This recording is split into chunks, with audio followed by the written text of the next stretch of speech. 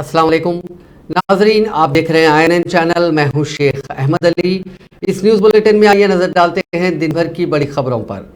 Telangana state हज committee की जानिब से हज 2023 के खादिमुल हुज्जाज की खुरानंदाजी की तकरीब ग्राउंड फ्लोर हज हाउस नामबल्ली में खादिमुल हुज्जाज के लिए 111 माफ़ कीजिएगा, ये खुरा अंदाजी आज अमल में आई। 111 दरखास्तों के दरमियान ये खुरा अंदाजी अमल में आई।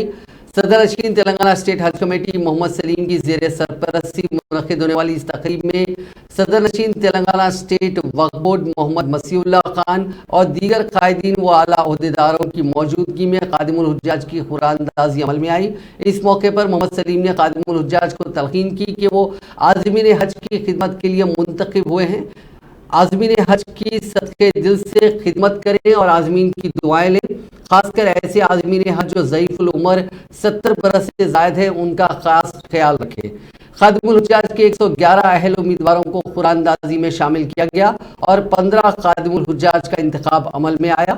दीगर 5 खादिमुल हुज्जाज को वेटिंग लिस्ट में रखा गया है।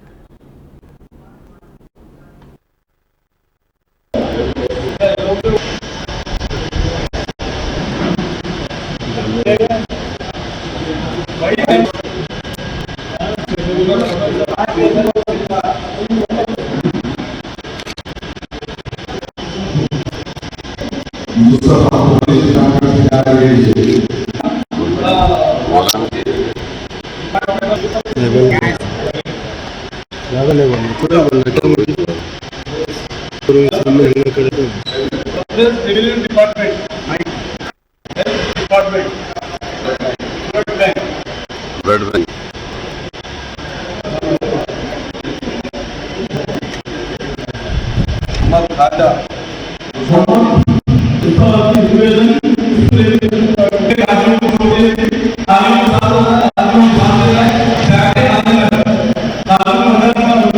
बैंक गए साल भी जो है बिल्डिंग टूट गए बोले, मगर वो बिल्डिंग किराए पे दे चुकी है, वहां पर टूटी नहीं।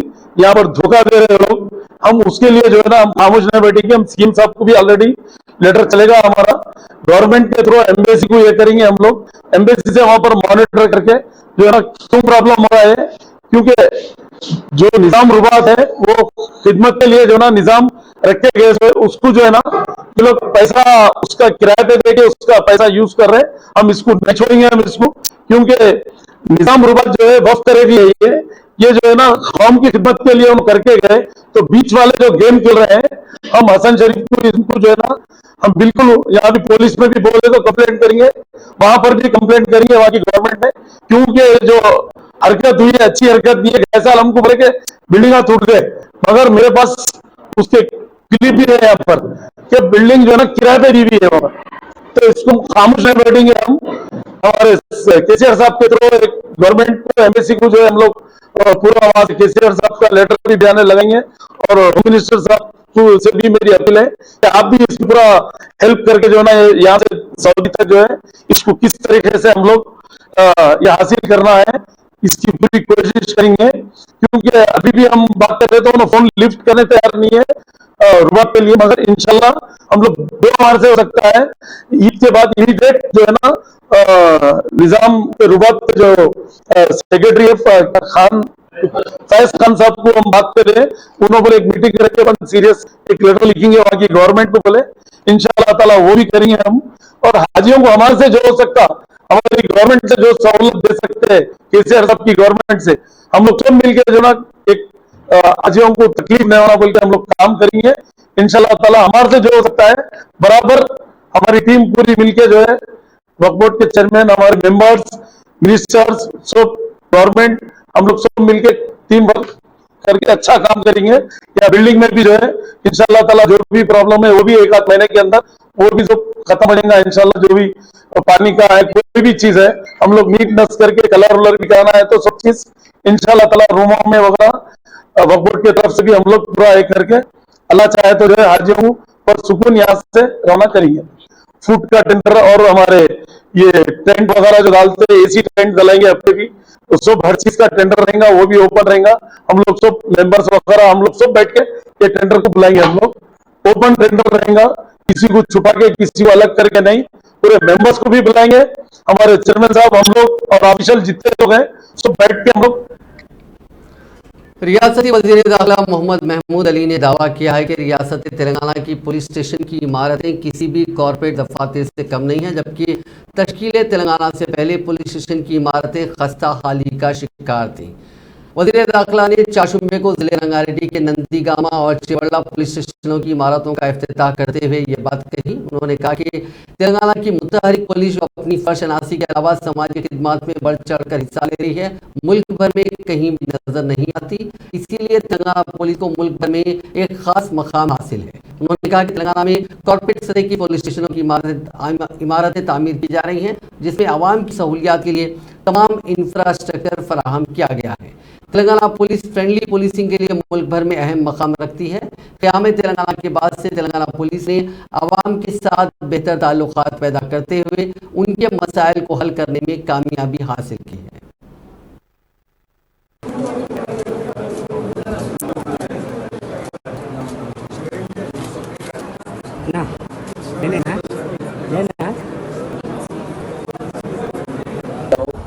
పోలీసులు అంటే లేడీస్ లో 33% కోటా ఇచ్చారు. ఇండియాలో ఎక్కడ లేదు పోలీసుల కోటా 33% మన దగ్గర మహిళకు ఉంది. పోలీస్ స్టేషన్ మెయింటెనెన్స్ కోసం ఇండియాలో ఎక్కడ లేదు మన దగ్గర. అర్బన్ లో 75,000 పర్ మంత్ ఇస్తున్నారు మెయింటెనెన్స్, రూరల్ లో 50,000 ఇస్తున్నారు, విలేజ్ లో అంటే 25,000 పర్ మంత్ ఇస్తున్నారు. పోలీసు వస్తే అంటే 5 స్టార్ అట్లా పోలీస్ స్టేషన్ తయారు చేసినారు. పోలీసులు వస్తే రిసెప్షన్ చాలా మంచి రెస్పెక్ట్ చేసి మాట్లాడుతున్నారు. పోలీస్ ఇమేజ్ చాలా బాగా పెరిగింది. పోలీస్ ద్వారా ఎంత మంచి డిసిప్లిన్ అయితే తప్పకుండా అంత ఇన్వెస్ట్మెంట్ మన స్టేట్ లో వస్తుంది. ఈ రోజు మానవ సీఎం గారికి చాలా థ్యాంక్స్ చెప్తున్నారు. ఈ తెలంగాణ వచ్చే ముందు తెలంగాణలో 10 డిస్ట్రిక్ట్ ఉంది. 10లో పార్లమెంటరీ కమిటీ వచ్చిన ఇక్కడికి 40 మెంబర్స్ వచ్చారు. మొత్తం సర్వే చేస్తే ఒకటి హైదరాబాద్ ఫార్వర్డ్ ఉంది, 9 బ్యాక్వర్డ్ ఉంది. మానవ సీఎం కరెక్ట్ దగ్గర ఉందంటే ఈజీ కంట్రోల్ అవుతుంది. కమిషనర్ ఎస్పీ దగ్గర ఉందంటే ఈజీ కంట్రోల్ అవుతుంది. పోలీసులో బాగా సపోర్ట్ చేశారు. మానవ సీఎం గారు చాలా థ్యాంక్స్ చెప్తున్నారు. డీజీ గారు మా కమిషనర్ గారు చాలా కాంగ్రాచులేట్ చెప్తున్నారు. మంచి పోలీస్ అయితే ఇండియాలో తెలంగాణ పోలీసు ఆయనకు చాలా ఎందుకంటే చాలా డౌట్ ఉంది తెలంగాణ వచ్చే ముందు. కైసా కంట్రోల్ అవుతా, కైసా క్యా అవుతా డిసైడ్ చేశారు, ఢిల్లీలో డిసైడ్ చేశారు. ఈ రోజు ఎవరు వచ్చారంటే బయట ఈ స్టేట్ లో వచ్చిన తర్వాత కొట్టి మాట చెప్తున్నారు, సార్ మీ దగ్గర చాలా మంచి పోలీసు ఉంది, మంచి లీడర్ ఉంది, ఎంత మంచి ఇక్కడ లేదు ఇండియాలో. రాత్రి 12 గంటలకు బయట పోతే లేడీస్ లో మొట్టకిలో 10 గంటల గోల్డ్ నుంచి వెళ్తున్నారు, ఎంత మంచిగా ఉంది. मैं मुबारकबाद देता हूँ हमारे डीजी साहब को, कमिश्नर साहब को, और खास तौर से हमारे नेटवर्क डायरेक्टर साहब का शुक्रिया अदा करता हूँ.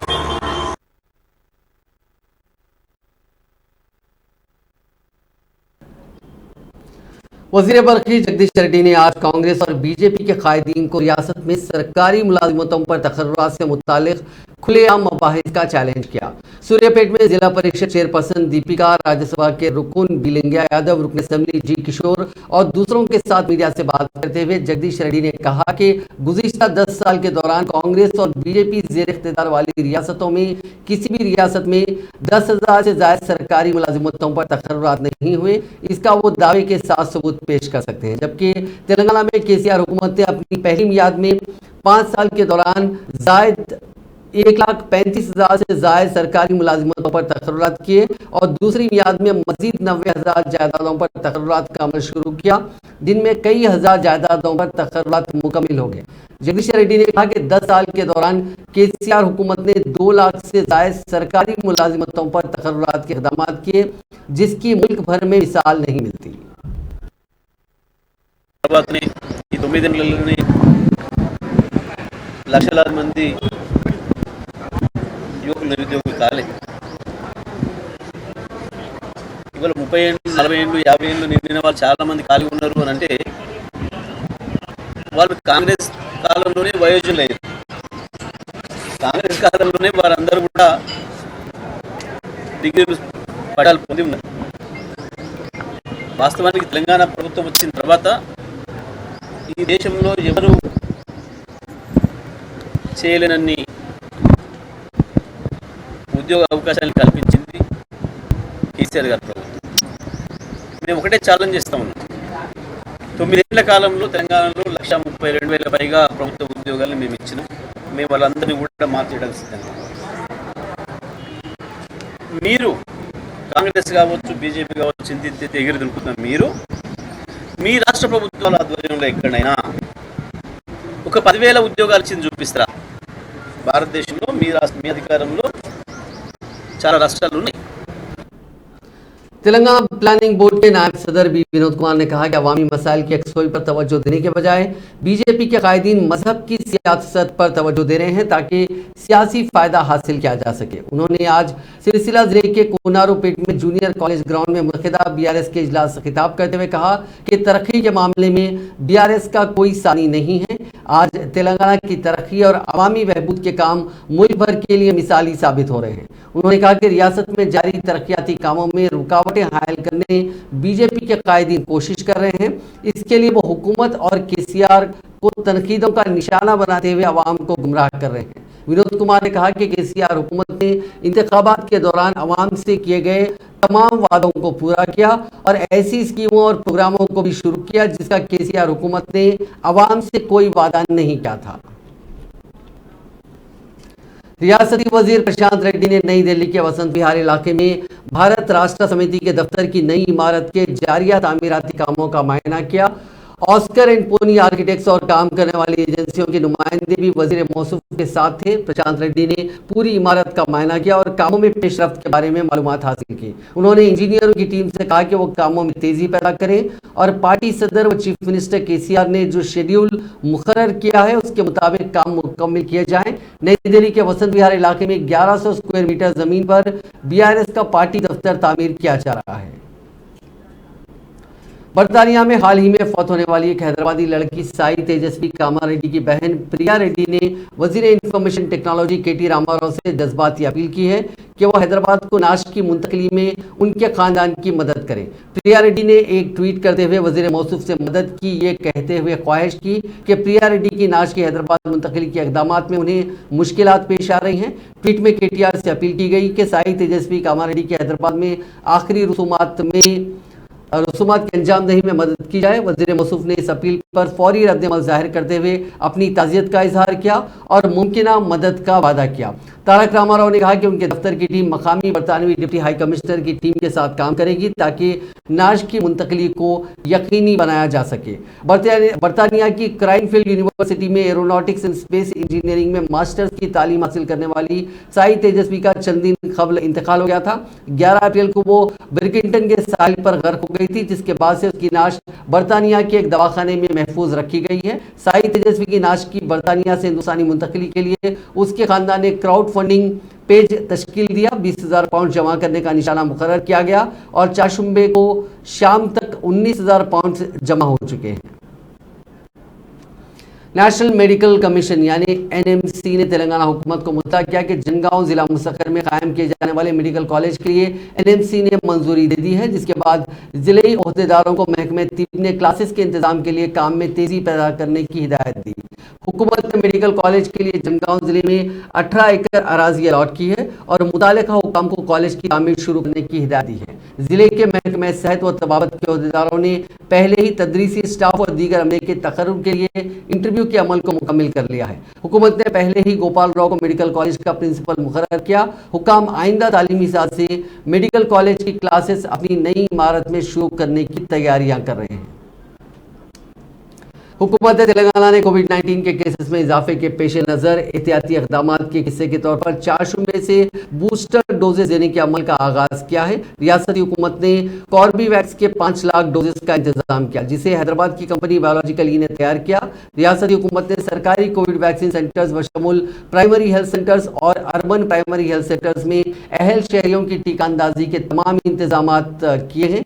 डायरेक्टर महकमे सेहत व खानदानी बहबूद जी श्रीनिवास राव ने कहा कि दुनिया भर के कई ममालिक के साथ हमारे मुल्क की चंद रियासतों में कोविड केसेस में इजाफे के पेश नज़र डोजेस का इंतजाम किया गया है। उन्होंने बताया कि ये डोजेस ऐसे अफराद को एहतियाती तौर पर दिए जाएंगे जिन्होंने पहले और दूसरे डोज के तौर पर साबिक में कोवैक्सीन या कोविशील्ड के डोजेस लिए हों। शहर हैदराबाद के गांधी हॉस्पिटल में एक 9 माह की लड़की का कामयाब ऑपरेशन करते हुए रसोली यानी ट्यूमर निकाला गया। आंध्र प्रदेश के कर्नूल जिले के धमन टाउन में रहने वाले एक जोड़े के यहाँ बच्ची कहाँ पैदा हुई यास्मीन नामी 9 माह की लड़की को पैदाइश के वक्त ही गुर्दे में रसोली की तशखीस हुई थी। इस लड़की को इलाज के लिए गांधी हॉस्पिटल के पीडियाट्रिक सर्जरी के शोबे में दाखिल कराया गया था। प्रोफेसर के नागार्जुना ने दोनों गुर्दों में ट्यूमर के साइज का मुआयना किया। पीडियाट्रिक सर्जरी डिपार्टमेंट HVVO के प्रोफेसर के नागार्जुना, डॉक्टर श्रीनिवास, डॉक्टर के अलाकिया, डॉक्टर राजकरण, अनेसिया डिपार्टमेंट के डॉक्टर मुरली, यूरोलॉजी डिपार्टमेंट के प्रोफेसर रविचंद्र और दीगर अमले ने कामयाब ऑपरेशन किया। लड़की के वालिदैन ने गांधी हॉस्पिटल के सुपरिंटेंडेंट डॉक्टर M राजा राव से मुलाकात की और सर्जरी करने वाले डॉक्टर्स के साथ इजहार तशक्कुर किया। शहर हैदराबाद के नीलोफर हॉस्पिटल में जानलेवा मर्ज हीमोफीलिया के मरीजों का मुफ्त इलाज किया जा रहा है। जराये के मुताबिक इस मर्ज से मुतासरा हर एक बच्चे पर 20 लाख रुपए तक खर्च किए जा रहे हैं। डॉक्टरों का कहना है कि हीमोफीलिया मर्ज मोरसी तौर पर 70% बच्चों में दाखिल हो रहा है, जबकि अचानक तौर पर भी खुरियों में तब्दीली की वजह से 30% बच्चे इस मर्ज से मुतासिर होते हैं। डॉक्टरों का कहना है कि इस मर्ज का मुकम्मल इलाज नहीं है, ताहम जिंदगी भर इन मरीजों को दवा पर रखा जाता है। फिलवक्त इस मर्ज के लिए जो इलाज किया जा रहा है वो आर्जी है और इस पर काफ़ी अखराजात आयद होते हैं। डॉक्टरों के मुताबिक इस मर्ज में मुब्तला मरीज को 1 या 2 हफ्ते में एक मरतबा 30,000 रुपए के इंजेक्शन दिए जाते हैं। इस तरह साल में 7 लाख के इंजेक्शन इस मरीज को दिए जाते हैं। ये इंजेक्शन हैदराबाद के नीलोफर हॉस्पिटल में रियासती हुकूमत की जानिब से मुफ्त दिए जा रहे हैं। मार्केट में इंजेक्शन की कीमत 20 लाख रुपए तक बताई जाती है। नीलोफर हॉस्पिटल के डॉक्टरों का कहना है कि हीमोफीलिया से मुतासिर मरीज का खून मुंजमद होने लगता है। आमतौर पर इंसानी जिस्म के किसी भी हिस्से में जख्म लगता है तो कुछ लम्हे तक खून बहकर खुद ब खुद रुक जाता है, लेकिन हीमोफीलिया मर्ज में मुब्तला मरीज को जख्म आने के बाद खून बहना बंद नहीं होता, इसीलिए ऐसे मरीजों की जान को काफ़ी खतरा होता है। ये मर्ज 10,000 अफराद में एक को होता है। वक्त पर इस मर्ज की शिनाख्त और बाज़ एहतियाती तदाबीर इख्तियार करने से इस मर्ज पर काबू पाया जा सकता है।